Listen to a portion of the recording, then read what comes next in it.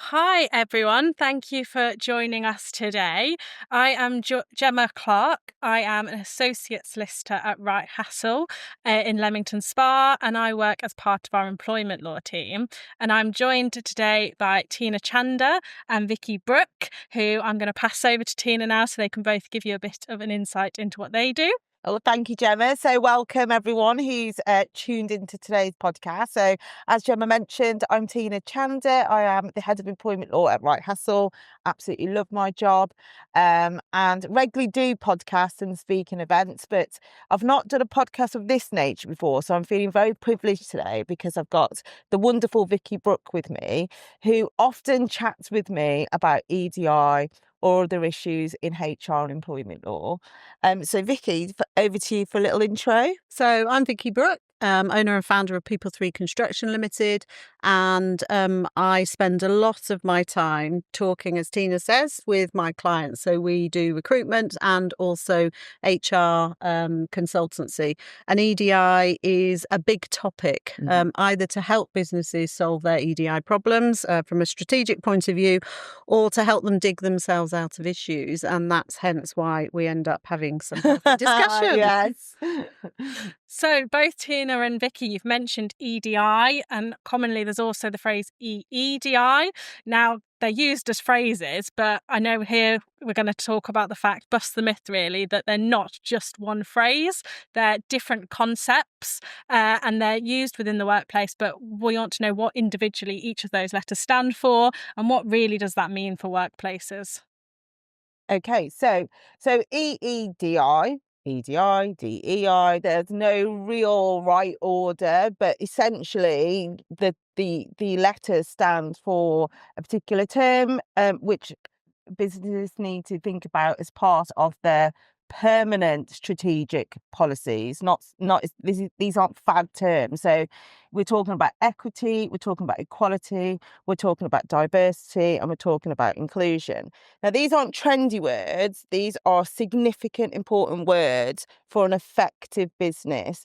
You cannot have an effective business without an effective workforce. And that effective workforce has to feel that they are in a workforce which is diverse, which includes them, which values equity and equality. Wouldn't you agree, Vicky? Absolutely. And I think the thing is that businesses understand what they are and they may have a policy, but they don't see it through. And that leads to tokenism.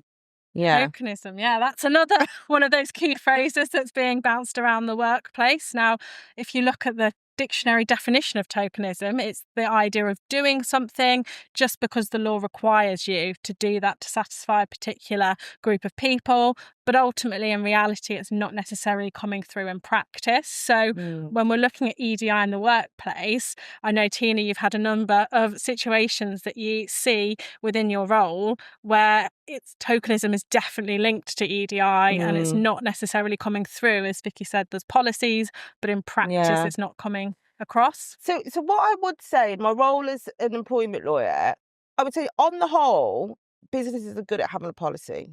Yeah. But are they good at knowing what's in the policy is very debatable. Are they good at sharing that policy is even more debatable. But I will definitely give it to businesses. You're very good at having those policies in place.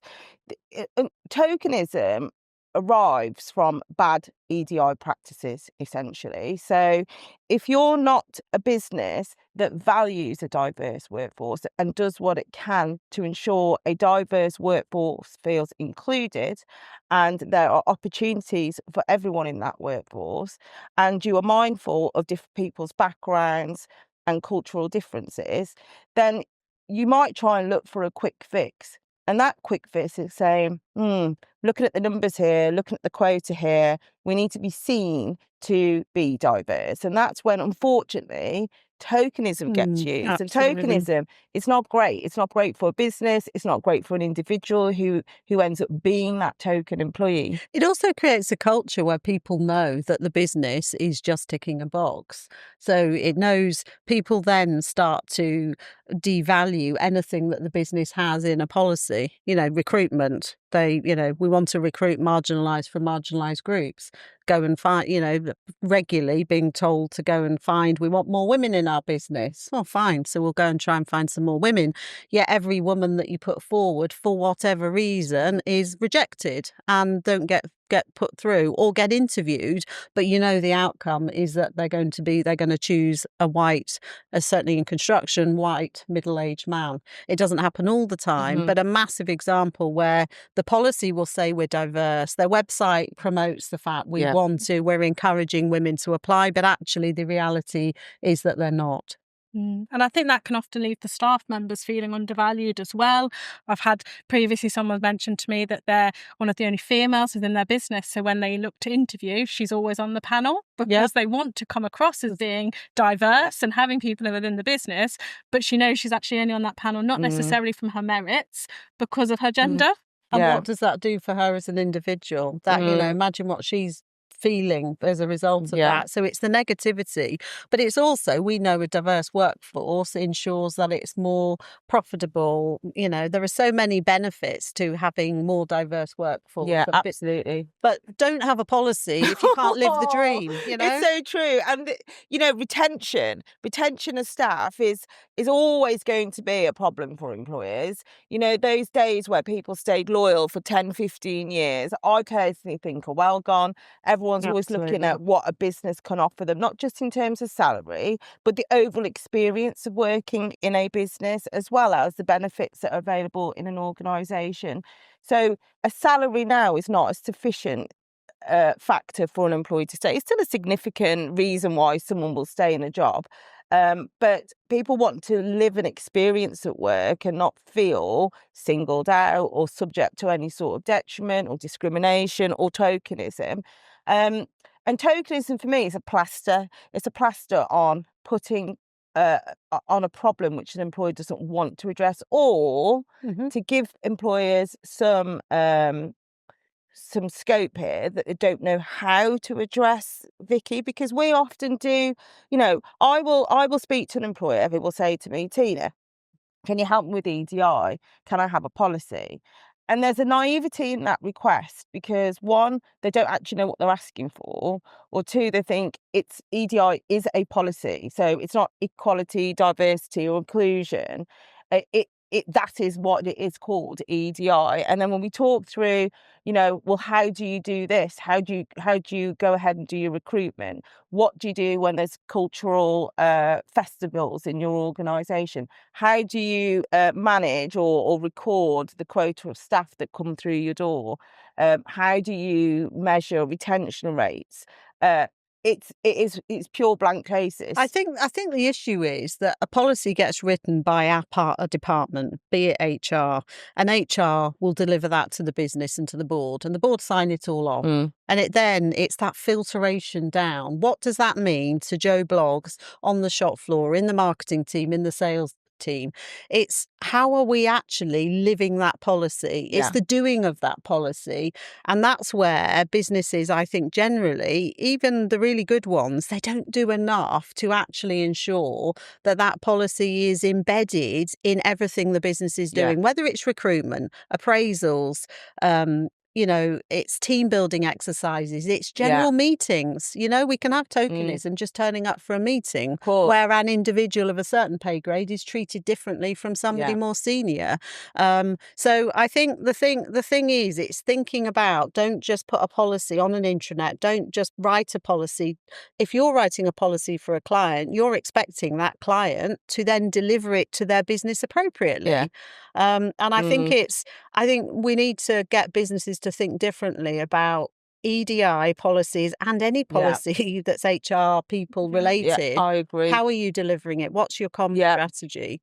And one of the things that I find frustrating is allocating leftover budget to EDI. That's so annoying because EDI should be part of a business strategy, and it needs to continuously be part of a business strategy. But it seems to be when budgets are being set, especially at the moment, I guess, where national insurance contributions are. But if we can afford EDI, we'll put some money into that. And I don't think that's a great move by employer, but I accept that there are difficult situations employers are finding. But if it's embedded Tina, into their strategy of their every being, of every part of the business, it doesn't need a budget. It becomes a cultural behaviour. Correct, yeah. But I think for some businesses who haven't embedded it, or think they've embedded it but actually haven't, because they're not aware of what's going on the ground, they need to invest in external people to get that buy-in into EDI. And I think, I've talked to you before, I'm a big fan of an anonymous questionnaire. Lots of employers don't like to use them because they're in fear of the response, but actually we want the brutal truth in those responses, because that's the only way we can improve the business. We've done a lot of that, and the value is huge. And even those organisations that were really sceptical and nervous, that tells me there's a problem, there's an issue. But with every problem, there's an opportunity to make your business even more successful, to keep your staff, to retain them better. And it can be minor little tweaks. But if you don't want to know and you don't want your business to change, then don't do one, fine. Yeah. But you're going to be the one that loses out, because, the Gen Zs and people, as you say, aren't just going to work to earn money. Yes, of course, they've got to pay the bills.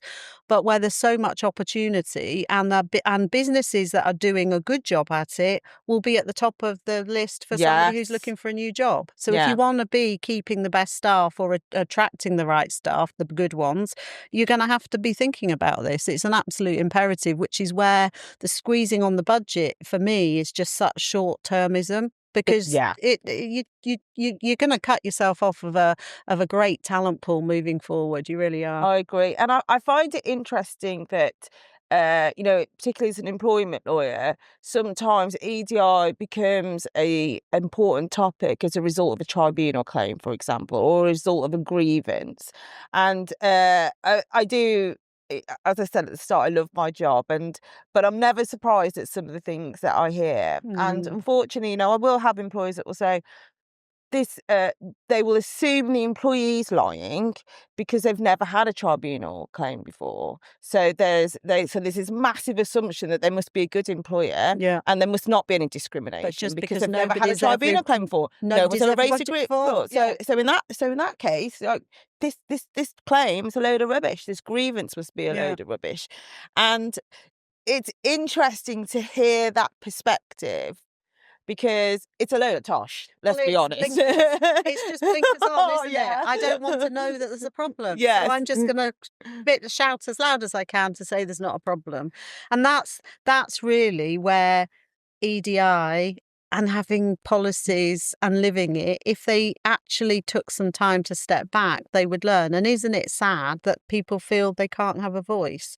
But I think that, in the words, I think Gemma mentioned earlier, in our pre-meet, but you don't get a conversation. If you're going to create an EDI policy, you've got to involve people. You've got to involve your audience, your people, your leaders, your managers, your new people into the business, at all areas of the business, to come up with a strategy that is fit for purpose for that business as well. Yeah, absolutely. And the benefits of getting it right outweigh all the other benefits that are offered to employees, because for workforce that feels inclusive will drive performance. Absolutely, 100%. A workforce that is diverse means it has a greater pool of opinion and talent to bring to a problem. A workforce that believes in equity means you're going to get an equality, you're going to get promotions and applications and growth from all sectors of society. Well, and people, the team, the new people, the existing people have a voice, and voices are good. And sometimes we need to curb those voices and culture those voices and support those voices. Sometimes they're right, sometimes they're wrong. But conversation is good, and we shouldn't fear it. And as leaders of businesses, we've got to encourage them to don't be nervous. Let people speak, talk. Everything's workable through. There's always a solution to something. But I think for me, I suppose, as the oldest person sitting around this podcast today, in my day, young at heart. I think the issue is there wasn't the word EDI, but I grew up in businesses that did it right. that were inclusive, that did believe in equity. So for me, it's a new word that is almost talked about so much that it's talked about as a problem rather than actually this is best practice. This is what should be being done.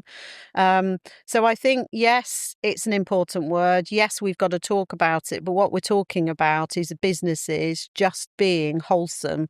Yeah. Employing good people, the right people, regardless, supporting people, supporting views. It's not rocket science, is and it? adopting really? the right behaviours. It's the behaviours you would want in a business. Exactly. And it's not getting too caught up on the words either. A lot of people talk about equality, and there's now sort of the move to equity, because the idea is it's not everyone doesn't necessarily start from the same starting line. Someone might have a disability, and as a result they might require reasonable adjustments to be on the same level. But that's not new. Field. That's always been the case. Yeah, exactly. It's just, and sometimes I think it's like labelling with mental health, for example. Some people believe a label's a benefit for somebody with mental health. Somebody else who's got mental health might not want the label. Regardless of what we call it, it is cultural. It is behaviour, and that is at the core of everything. Absolutely. And the EEDI, it's discrimination laws underpin it all. Yes. And we've had discrimination laws around forever.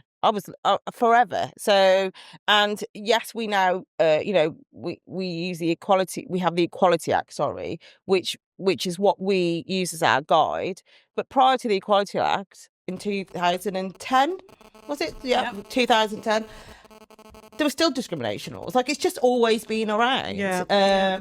But, whilst I see what you're saying, Vicky, and I agree, I think there is a need to have a label like EEDI, because for whatever reason, it means businesses think, I don't have that, so I need to do that. Yeah. And that's a starting point. Absolutely. I think it needs a label, but for visible label, but actually the core values of the business or culture is what drives it. Correct. And I think my only issue is that if businesses, especially with the whole Trumpism, are all, should we even have a policy? Should we be talking about it? They're getting nervous. Is actually, there is a label there. But think underneath the label, though, think about what you're doing is the crux of it. Mm-hmm. Yeah, I totally agree. And I think, going back to tokenism, it's interesting that tokenism happens today. I say it's interesting. I'm not surprised, but it does happen. And I think, what I try and do, if I've employers talk to me about their workforce, they want to reduce headcount or they need to recruit, I actually take the time to try and get to know a business. Yeah. So they might have come to me about a particular issue or problem, but I think what lots of businesses need are external people, and I'm plugging myself and you here, Vicky, really, but they need external people to say, let's have a look at what you do on a day-to-day basis. Out of it. What policies do you? How do you train your staff? Do you train your staff? Yeah. Do your staff know about liability for discrimination? How do you work with other cultures? What's your promotion process? These questions need to be asked for some businesses, because I do think there is a whole heap of businesses out there that actually want to be the correct cultured business. Well, I think they either think they are or don't know what to do. Exactly. And a prime example is that, a business can think they're doing a great job, they're promoting somebody into become a new manager. But what managerial training has that individual had?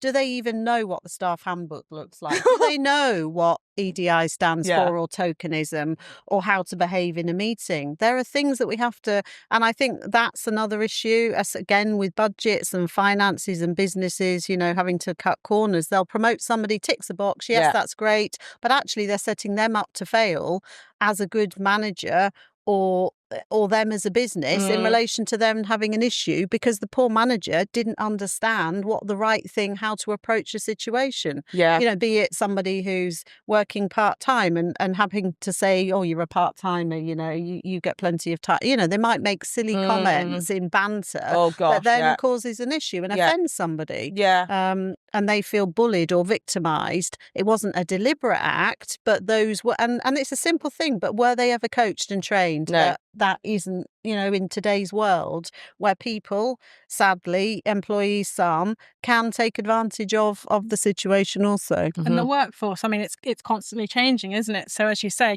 there are all these steps that people can take. They can undertake the training, which should be across, the whole business, not limited to just senior management. Absolutely. But you've got to reflect on that and think, actually, are there more steps we need to take in a few months' time? It's got to be a constant review, because you can't just tick a box at one point in time and say, we're now compliant. Yeah. There's got to be a constant Well, that'll monitoring. be another example where they review the policy, pop it on the intranet and think, hey, we've done our job. Everybody knows about it. Well, didn't you read that policy? So true. But talking about training, that's something that I do a lot of delivery on.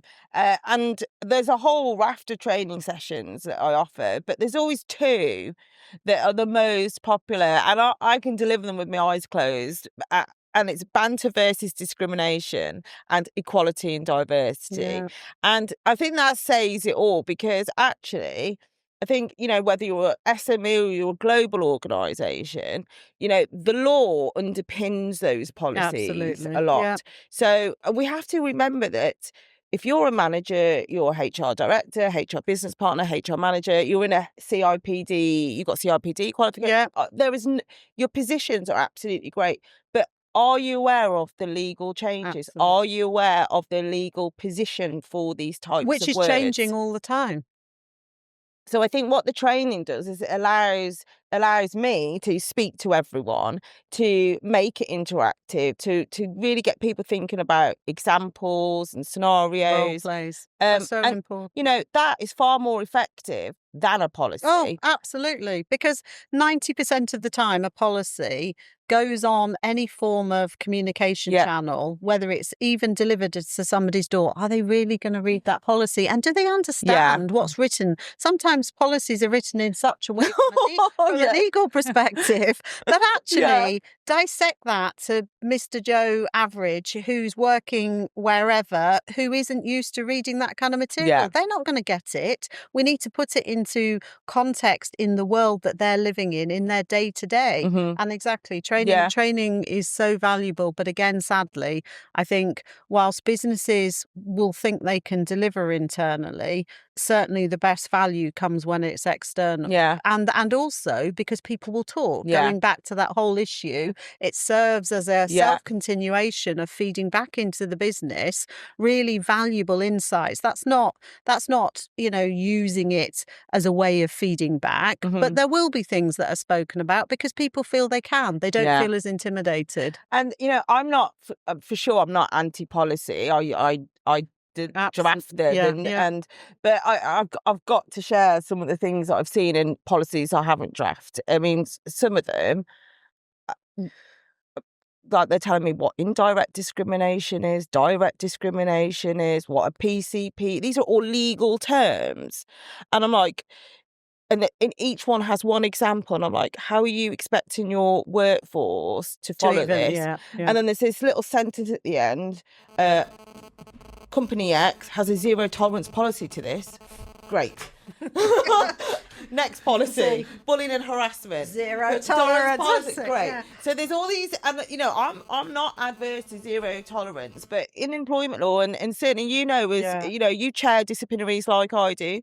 There isn't a one size fit all approach to everything, and you can't immediately say someone's definitely dismissed if there has been discrimination. I mean, likely dismissed for sure. But I've had cases in the past where actually the employees who are subject to disciplinary have no clue that there was a policy in place, have no clue that what they said, which they genuinely believed was banter, could be deemed discriminatory. They had no clue that actually how the recipient took that is why we're in this disciplinary, not why they said it. There's these, phrases, I've always got on with that person. I don't understand why this person's offended. And, your policy is not going to be able to explain any of that. No, absolutely not. And if a business can't afford to deliver training, that's okay. But look what we're doing. We're having a round the table discussion, absolutely. and we're educating. Hopefully, we're giving some insight to everyone today. But there is always a way to make sure that your workforce knows about EDI and discrimination laws. 100%. I think one of the things that I've been involved in when I've sat in a business, whether it be consultancy or on a board heading up, is things like a task force, an EDI task force. As you say, conversation is key. Speak about it. And if something comes up and somebody's sitting around the table that's part of that EDI task force, go away and do some action and then bring it back to the table, talk about it some more.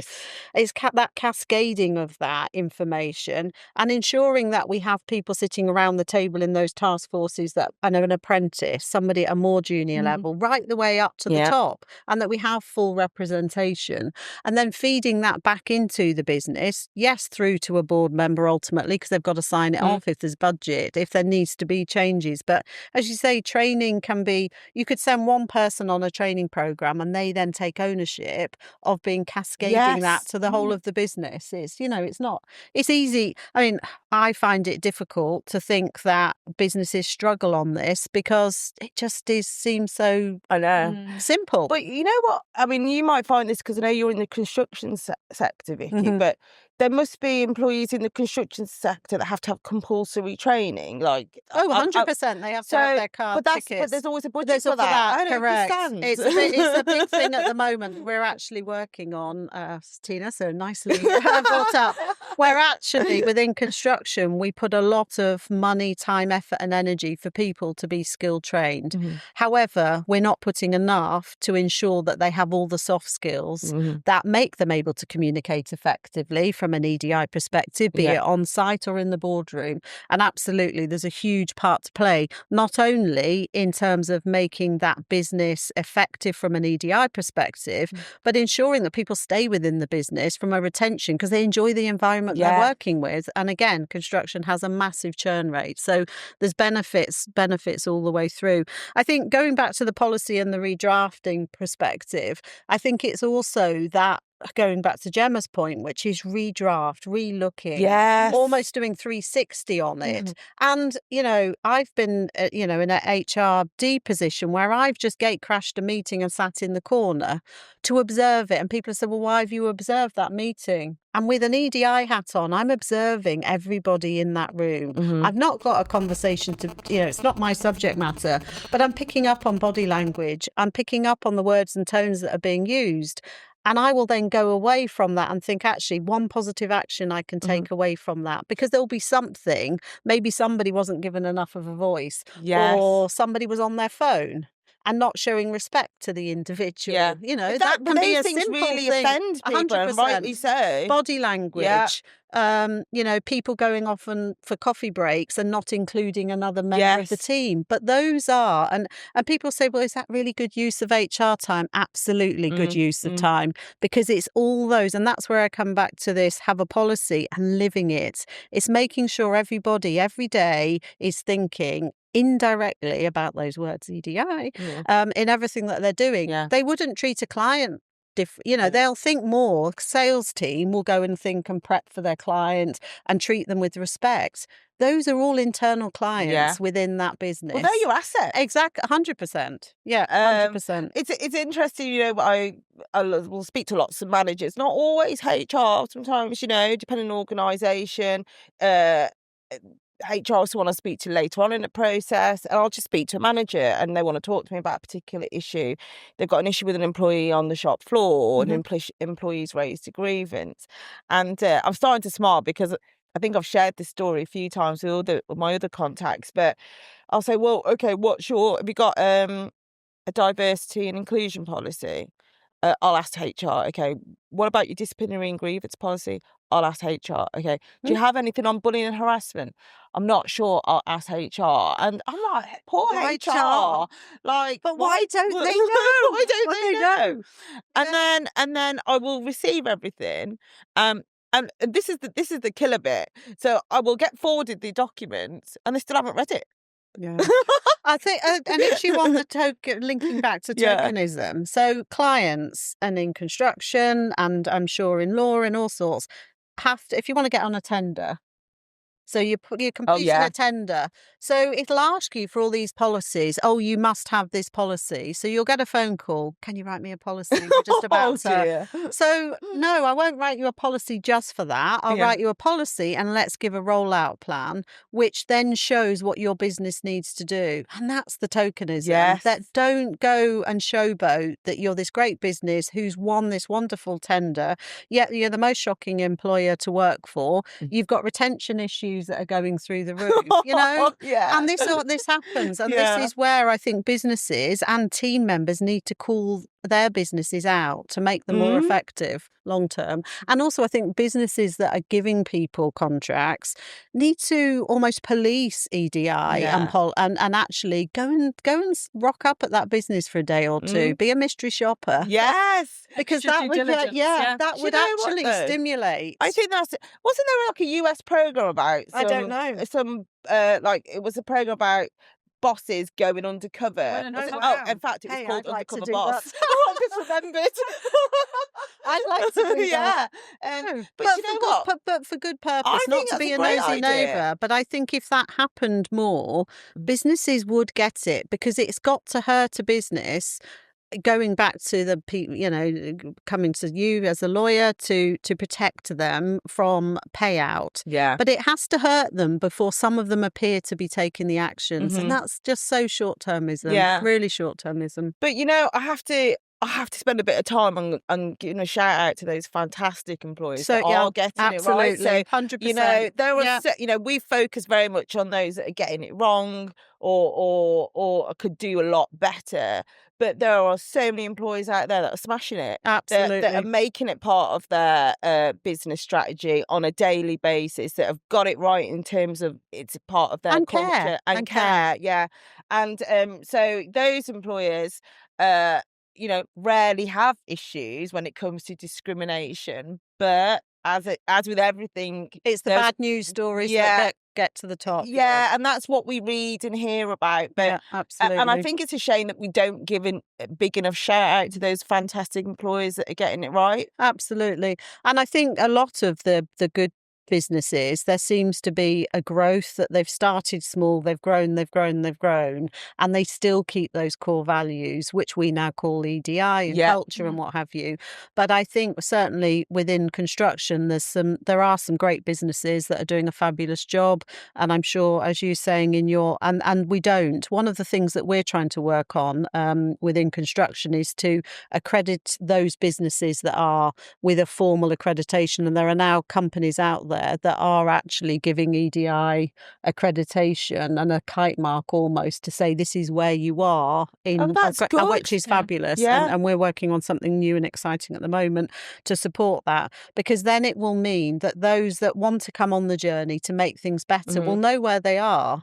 Well, this is what really good looks like, and these are the great companies that are doing it. And it's not a matter of you know, you've got a 6 out of 10 and this is a 7 out of 10. As long as you can prove you're on that journey, that's great. Yeah, because it means you want to make a difference and change. But you know, prospective employees and current employees will be 100%. Oh, they will. So this is I'm all for this. Yeah. And because I think it will make those that aren't getting it right take some time out to get it right. Yeah.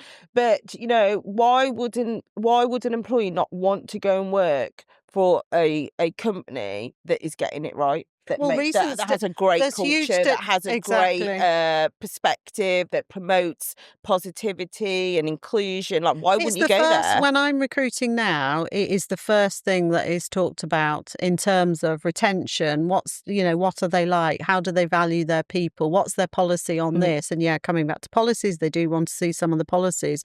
But on maternity leaves and things like that, people are wanting to value that culture, that EDI value of a business. business, why will I jump? Especially if they've been in a business for 2 years plus and they've got some protection, they're going to want to know that is a safe organisation for them to go. And it's not a hire and fire, and there isn't all sorts of politics and nastiness going on. So 100%. And again, comes back to right at the beginning where we started, is that if you've got a choice, you're going to go and work for a company that 100%. that looks good, sounds good, feels good. Yeah.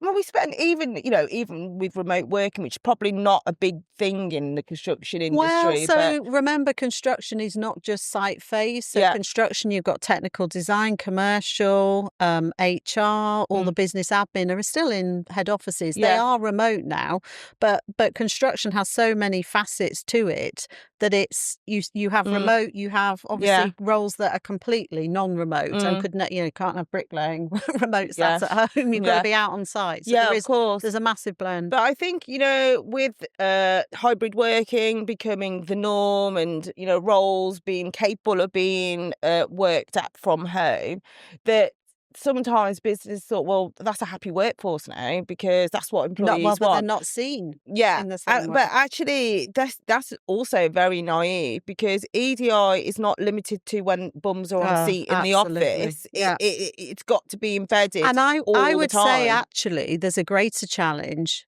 when they're working remotely, because those subtle non-verbals, actually people can misinterpret far more sat on a screen at home. Yeah, absolutely. So I'd say it's even stronger. So really good point. And I know pre-COVID, I would rarely read Teams messages or Slack's messages or WhatsApp group messages. They never really featured as significant parts of evidence. No. But now, I do enjoy reading all these conversations, but, it's a significant part of evidence, whether it's a grievance that's been raised, whether it's a disciplinary that I'm dealing with, or whether it's a tribunal claim. I can guarantee that there'll be a bunch of either Teams messages, Slack messages, or WhatsApp group messages. Yeah. And what's really, really interesting is the common theme in all those messages is the laid back approach to speaking to your colleague. Yeah. And that's okay. That's okay. But there's laid back, and then there's saying something which is off key and discriminatory and completely out of order. But I think it's the world we live in, isn't it? That people think that because it's a form of media conversation, it doesn't count. It doesn't count. I don't understand. Yeah. We're actually, because Charlotte and I, one of my team, are creating some new training at the moment, and believe it or not, it's about business etiquette for new people coming into construction. That what is acceptable in an email? What does an acceptable email What's look an acceptable emoji these days? Yeah, There's some terrible ones out there. That's a whole new conversation. But there's I have had businesses ask me how to can I train their staff on remote working, and that is all about down to etiquette, agreeing behaviours, having your camera on, how you speak to your colleagues, being mindful that is still a communication message teams, Absolutely. I think, it comes back to the world of Instagram and people doing, FaceTime type calls. People then think actually a Teams business meeting is appropriate to turn up late, to not have your camera on. To be still in your jammies. What's that about? Why do people wear jammies? Chat, that will never happen.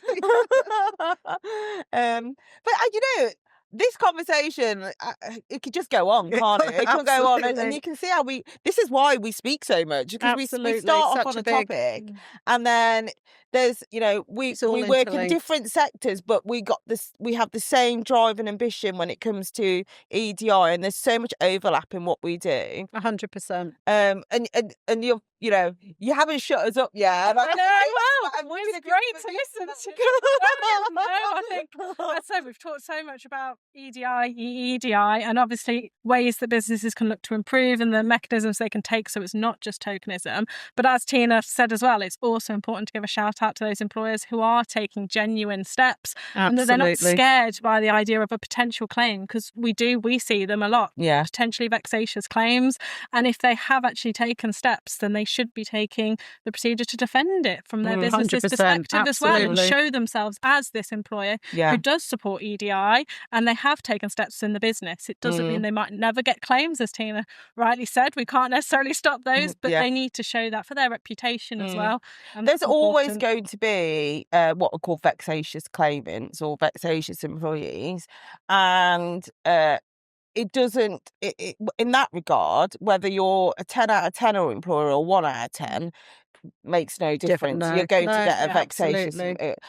vexatious employee. But the 10 out of 10 employer has got a far better defence than the 1 in 10, Absolutely. 1 out of 10 employee. 100%. Employer, sorry. And I think, there's always going to be occasion, despite how good they are, that somebody's going to want to, my words, non-legal, try it on and see what they can get out of it because of the world we live in terms of monetization of a claim. But if a business has got the strategy right, it's got the policy right, it's got the comms right, is constantly reviewing, their chances are just, exactly, absolutely. 100%. And don't be concerned. You know, one of the problems that we have is I can see why employers want to settle because it's a quick fix. It means you don't have to go through a 12-month tribunal process. There's a lot of management time. Well, from an HR perspective, if I'm back in business, I'm always thinking, is it just easier?